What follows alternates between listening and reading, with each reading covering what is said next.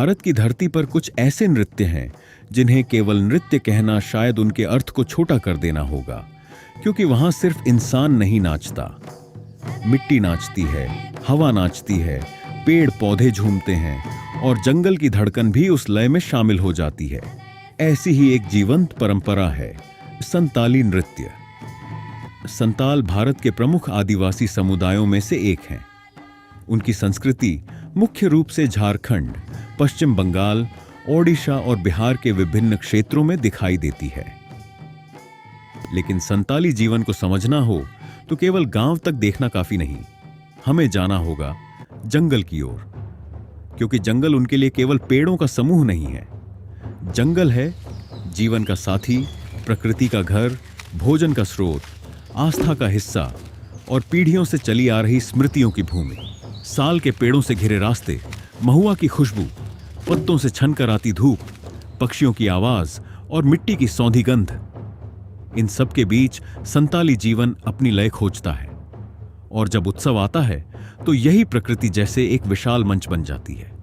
बाहा परब, सोहराय, करम जैसे पारंपरिक पर्वों में गीत, संगीत और नृत्य समुदाय के जीवन का महत्वपूर्ण हिस्सा बन जाते हैं। मादल की पहली आवाज जंगल की हवा में गूंजती है, एक ताल, फिर दूसरी, और धीरे धीरे महिलाएं और पुरुष एक लय में कदम बढ़ाते हैं।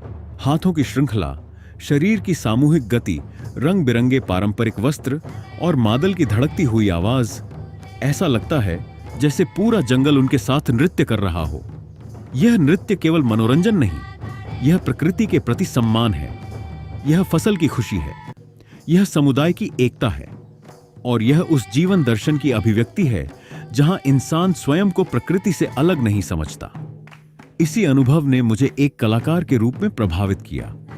जब मैंने संताली नर्तकों को देखा तो मुझे केवल उनके कदमों की गति दिखाई नहीं दी, मुझे दिखाई दिया जंगल का हरा रंग, लाल मिट्टी, महुआ की खुशबू, मादल की आवाज और प्रकृति के साथ मनुष्य का एक गहरा रिश्ता। इसी अनुभूति से जन्म लिया मेरे hybrid Santhal dance canvas painting ने।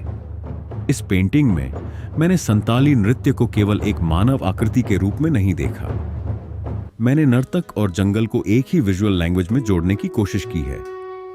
कैनवास पर नर्तक का हर मूवमेंट एक ब्रश स्ट्रोक बन जाता है, मादल की हर ताल रंगों की एक लहर बन जाती है, और जंगल वह केवल बैकग्राउंड नहीं है, वह इस पेंटिंग का एक जीवित चरित्र है। पेड़ों की शाखाएं, पत्तियों की गति, मिट्टी के रंग और नर्तकों की लय सब एक दूसरे में घुल जाते हैं। यहां वास्तविकता और कल्पना एक साथ चलती है।